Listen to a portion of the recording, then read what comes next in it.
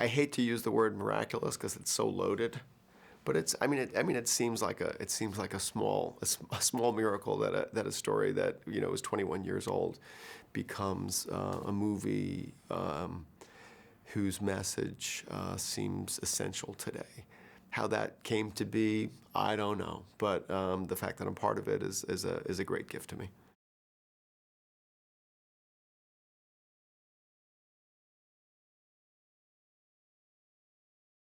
I sought him out in 1998 for an article.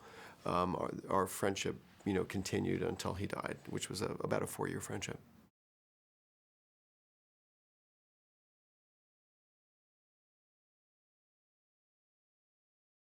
I definitely spent enough time with him for Matthew to play me in the movie, which was another shock, by the way.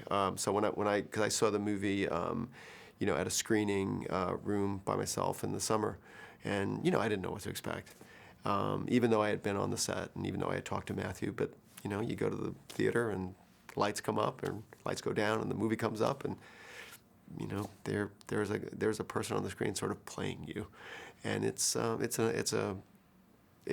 education, and it's a gratifying experience, kind of a humbling experience at the same time.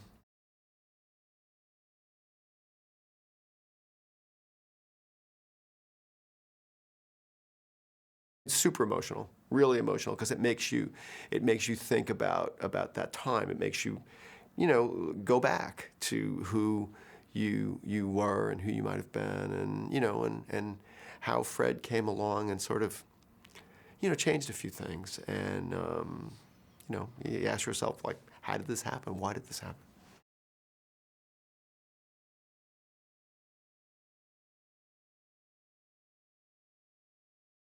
My reaction was that I bought in, because I think that the greatest thing about the movie is that Fred is telling the story. He is talking to you the way he talked to his audience at the neighborhood. He is talking to you the way he talked to me in person. He is talking to you the way he talked to children that he met on the street. He had that incredible gift of making everything one-on-one. And that movie is that, he is talking to the audience one-on-one. So the minute that started, I was in. I didn't even really think about like, oh, is Tom getting like this inflection right? It just never was an issue because Tom was doing the most important thing, which was talking to me.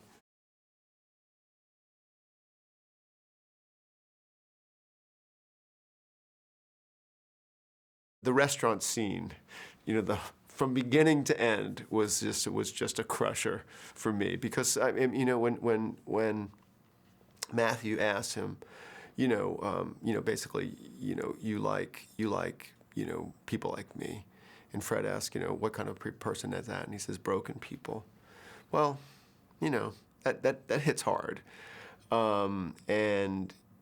and what happens next, and I don't want to be a spoiler here because I think that what happens next is one of the most moving things that I've seen in a motion picture in a really long time because it's very Fred-like in that it asks something of Matthew, but it also asks something of the audience that's participating and watching it.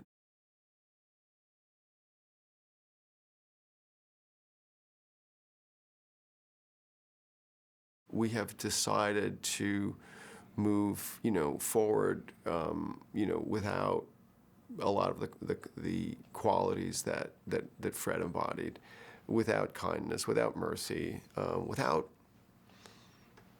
thinking about things. Everything's so fast, and everything is a distraction, and and everything is like a mean distraction, and